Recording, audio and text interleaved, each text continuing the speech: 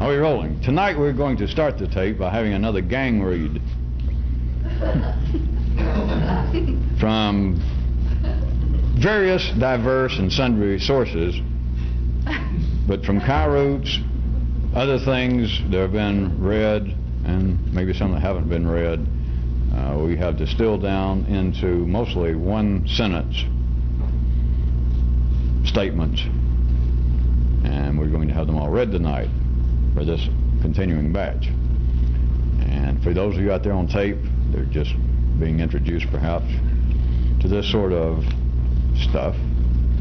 If you only find some of these funny, if you only smile or laugh, it's all right, but you are missing part of it. It's up to you. It doesn't cost them more to get it all.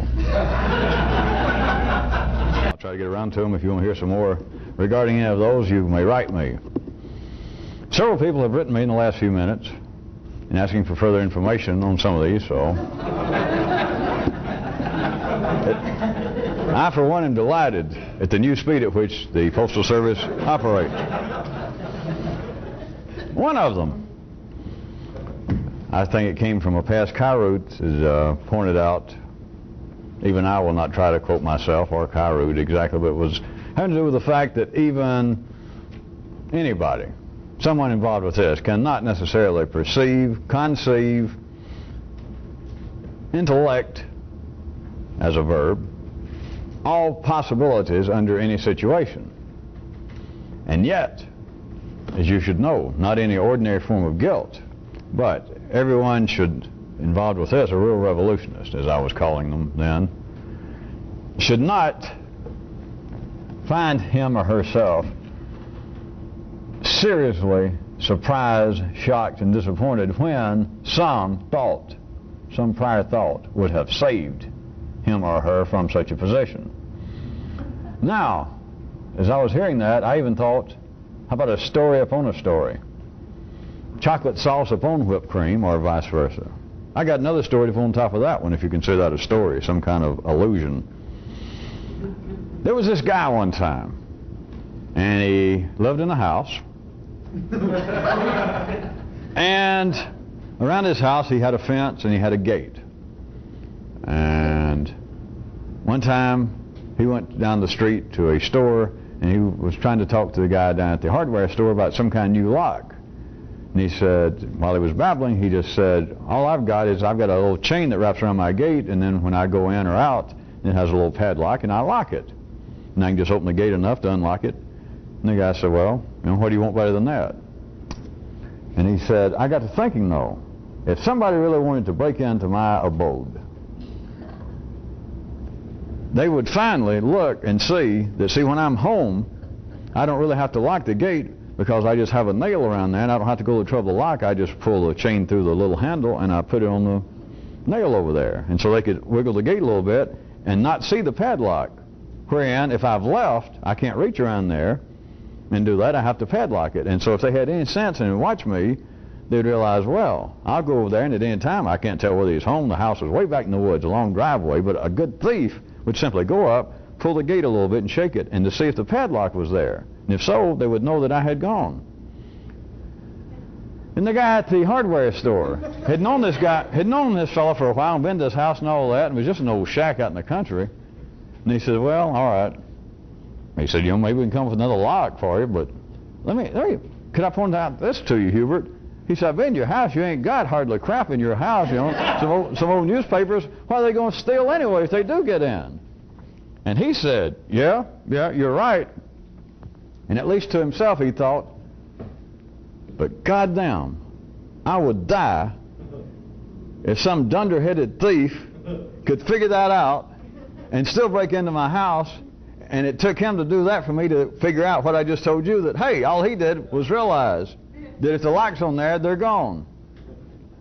It wasn't what he could have lost. It was a point that somebody else could have outsmarted me. Now, of course, somebody else you can look upon, not as some ordinary thief, but that life is arranged in such a way that the simpler parts of me would fall for that. Or if you got to look at it a real hardwired way, you can look at it on the basis that you should not do something And we're not talking about any sort of ordinary guilt. We're not talking about run-of-the-mill chagrinness. It's a super-dimensional form of being chagrined, if you want it that way.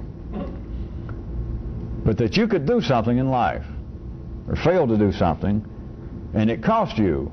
If it was just costing you that somebody broke into your gate, the cost is not really the point, but that somebody did something that could have cost you, and as soon as you look at it, you realized that they realized something about this situation of which you had the prime interest.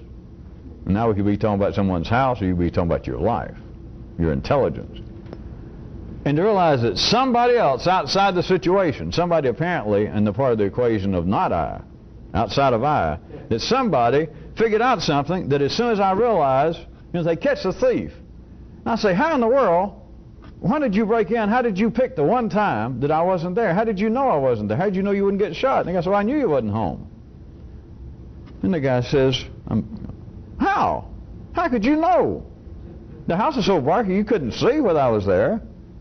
He said, I knew. Well, how? And then he tells him, well, I realized that if the lock's on there, you went out. But you wouldn't have had the lock, you wouldn't have had to actually put a padlock on, because I could reach my hand around and I can feel there's a nail, and I had been by there before to check, and I'd pull the gate and it wouldn't open it just enough that I could see, and I could see that there wasn't a lock. And so then I at least knew that you were locking it some other way, that meant you were inside. It was only when you had gone out that you had to do that, because you couldn't reach around and just hang it over the nail, because if you could do that, then anybody could come up and undo it, right? And then the guy would have gone. That's bad news. You know what that is? That's known as being ordinary. That's known as the simple voices. That's known as staring. That's known as being city blinded. Because it is not simply that you in some way had your house broken into, for that example, or that you lost some possession. And it is not simply that some other human apparently was slyer, slicker than you were. It's not any of that, really. It's that you realize that some almost ordinary thought would have changed the situation wherein there would not have even been the possibility of you incurring any expense, and that it was possible to be done, in this case exemplified by my thief, that some just ordinary person did it and you didn't. That, I might suggest, would tie into another one of the one-liners, or one of the extractions. Maybe it wasn't even tonight, though, but I have done it before. I'll still quote myself, having to do with the expense of knowledge. That the kind of knowledge, the kind of thinking, the ability to think, the way in which people think ordinarily in the city, that is, the way everyone is wired up to think initially, would seem to be, from the city view, fairly cost efficient, because people say, well, I'm as smart as I can be. I am not purposefully dumb. I do not do things that I am willfully aware of that is going to cost me money or energy. And people even say, I find the most efficient way possible to enlarge my knowledge. Good books. I'll take advice. I'll go back to school. But the truth is, once you can get the correctness of the truth is, once you can get past that point, ordinary knowledge is not cost efficient. It's not cost efficient, but it does not come into play as it being efficient once you realize, if you're born in a land where everyone eats grits, they can tell you that, well, grits ordinarily cost, and you can fill in the blank, or they can, 50 cents a gallon. Or they can tell you they cost $2,495 a gallon. What does it matter?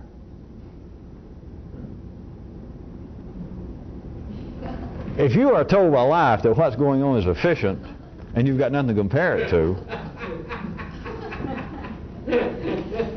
what seems to be the basis of comparison at the ordinary level is primarily, when you're talking about the boundaries, the comparisons by which people think, by which people feel at the mechanical limbic level, at which people operate at the mechanical motor level. At that level, the contrast is always very, very, very crude, And since there's nothing to compare it to, people will say, well, this is cost efficient, if they use such terms. If I made that too strange, it's still that people believe that, all right, I did the best I could. I am doing the best I can. And even if I'm aware that right now I should be able to do better, I'm doing something about it. If only worrying about it. If only thinking about it and being aware of it, which is just one step this side of planning to do something about it, which is just another step this side of actually doing something. And so if you use the terms about cost efficiency, everyone would say that they are operating as best they can, which is cost efficient. What it is cost efficient for is something larger than you are, something more complex than you are. Because that which is simple, once it is seen, is not cost efficient. Once it's not seen, as is ordinarily the case, the simple does seem to be cost efficient. Because you could look at a one-cell organism and say, what is more efficient? It can make better use of the available environment and its foodstuffs than a hippopotamus. From a more simple view, the more simple can seem to be more cost efficient. And it's not to do something like this.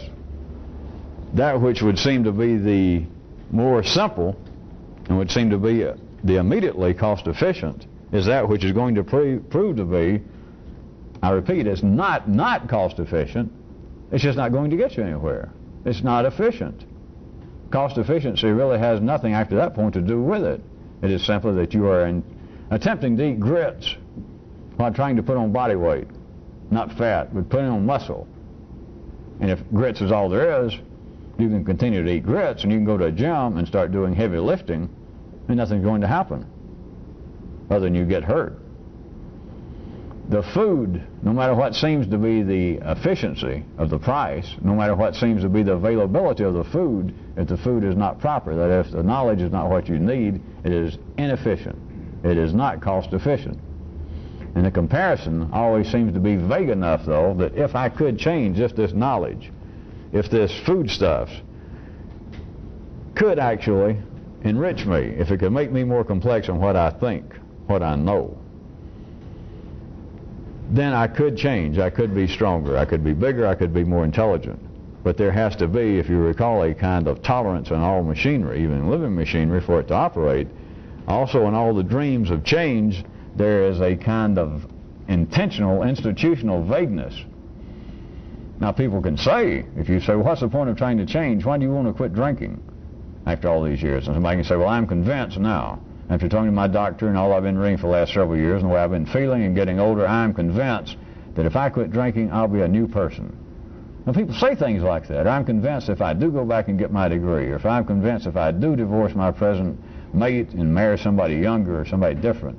People will say, I'm convinced that there's got to be a cost efficiency in here. There's got to be a real purpose for this attempted change. But you've got your own self to go by. It is not that specific. If it was that specific, there would not even be the illusion in people's minds of them attempting to change. There is a tolerance, there is a vagueness, it is ephemeral or whimsical, windblown, that, all right, if I quit drinking, and they try to be specific about what they're convinced, maybe something they read, maybe something a friend of theirs has told them, since I quit drinking, I feel such and such better. I feel different in this specific way and that specific way. But yet all ideas of change are not that specific. You've got yourself to go by. People believing that I wish I could do so-and-so. It would be my intention to be like such and such person or like such and such organization. But the actual outcome, the pictures people have of themselves, what they think that it would be like to actually go through this great change, whatever it be, to lose 50 pounds, to put on 100 pounds of muscle, to be 6 inches taller, to be 6 inches smarter. The feeling, the belief, is actually vague. It is not as specific as the words would have it. If it was, there would be no tolerance. If people could actually change the way they believe, the way they say they can, the way that life makes you say, if I could stop doing this, if I could make this kind of change in me, it would specifically make me think or feel like this. And people could do it, no one would change. That is not the way his life is wired up. It has got to have the tolerance in there. There's a way to look at the tolerance from a more revolutionary view, and that is that kind of tolerance is the ultimate cost efficiency, which can get very sloppy verbally because I can say that it could get sloppy otherwise, that if you're trying to change, it doesn't matter what you're trying to change, it doesn't matter how you go about it, it doesn't matter whether you win or lose, it doesn't matter whether what seems to be the outcome, the payoff of the change had anything to do with anything you ever thought about, or whether it doesn't. Or I could say that it's just the opposite, because you also heard tonight, if you remember, real info. And info is not the point, it's whether your receiving mechanism can turn it into real info. The real info is true forward and backwards, which is what I started touching on a few nights ago, that there is, if you can begin to see it, there's really no such thing as worrying about man's destiny or trying to consider his history, because you're talking about the same thing. You're talking about history forward and backwards. To talk about information to get things correctly by saying, well, to get from here to Chattanooga you have to go north, then that can't be reversed, correct? I mean, it's only true in one way. If it's real useful information, it is true coming and going. It is true forward and backwards. Therefore, it is just equally as true if you know how to use it to say any attempted change in a revolutionary sense could be very sloppy, non-specific, omnidirectional, untethered, or it could be apparently just the opposite. I would then suggest, if any of you are falling into this, that the way to put in an operational enzyme into what I've just said is to consider the matter of your personal time. Pressure divided by intelligence. I would suggest to you that if you find any use for this, to do something that would seem to be very rigid, structured, dogmatic, just the apparent opposite from being sloppy and unidirectional, etc. It would have to be what you would probably think of as being a real short time. I think that used to be known in the city, although I don't know how they ever came up with it, just being a piece of flawed information, is known as strike while the iron is hot. But there is another way, a more complex way, is decide to do something, and you see right then that I could reach down and grab that son of a bitch and burn probably the palm of my hand off. Is do it then, you may not get another chance.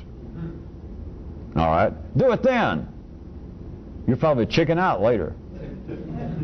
Do it then, because if you get away from it, you'll be able to think and go, boy, I think I'm glad I sure didn't do that. The sloppy, the unidirectional, the non-specific way, I would suggest, would seem to an ordinary line of talking intelligence, it would seem to be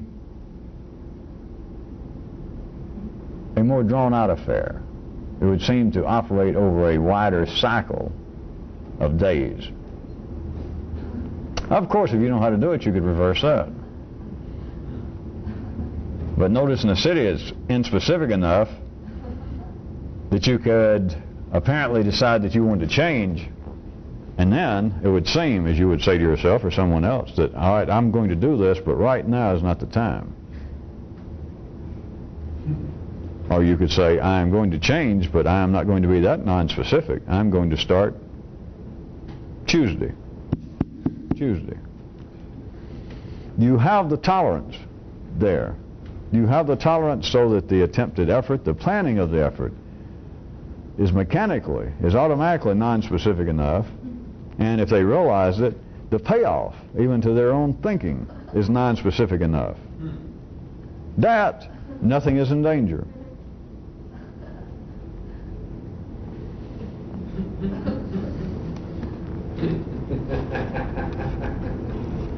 There was another one that was read tonight.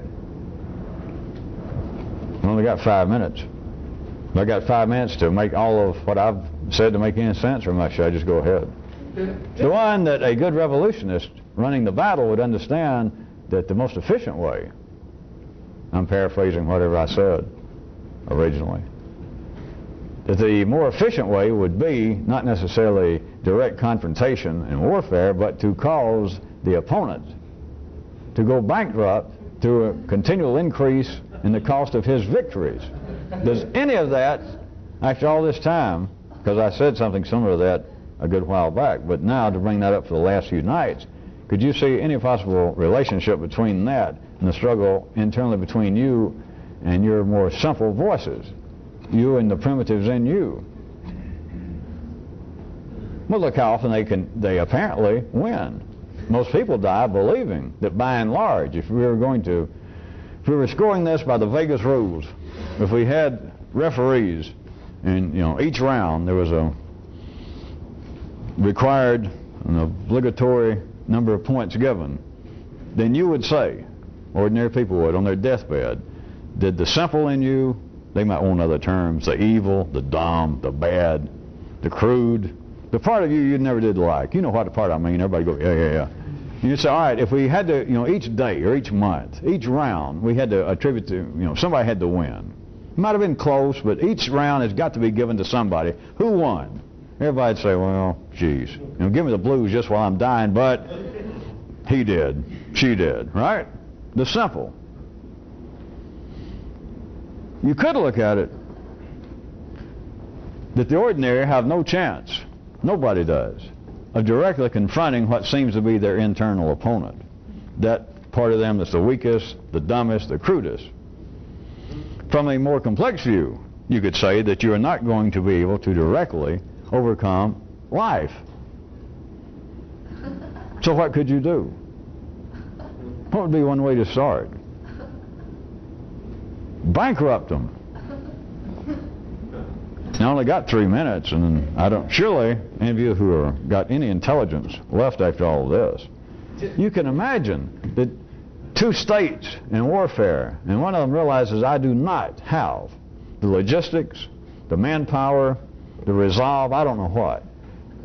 This other state has been whipping my ass as long as I've been alive, and I see no chance of me in a direct confrontation being able to reverse the process. But through all kinds of subterfuge,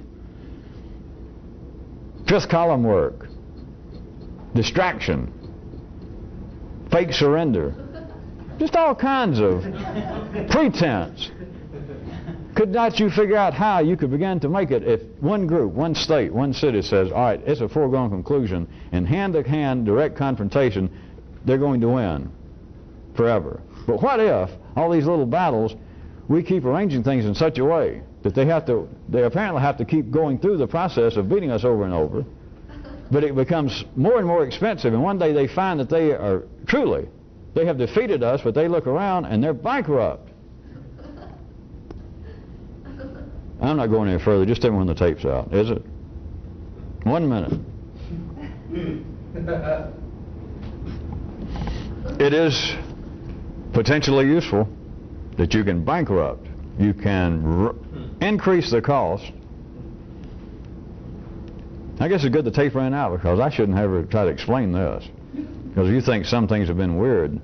Go home and imagine on your own of me trying to explain, you just imagine of me trying to explain whatever I might say about how you could bankrupt yourself, that you could increase the cost of the more primitive, simplistic side of you. How could I possibly describe that without actually making you mentally, maybe not ill, but queasy? Do they make Dramamine or whatever they call it for the mind? But thankfully, the tape is out tonight, and so we don't have to go through that. But go home and do it to yourself instead of those other nasty habits.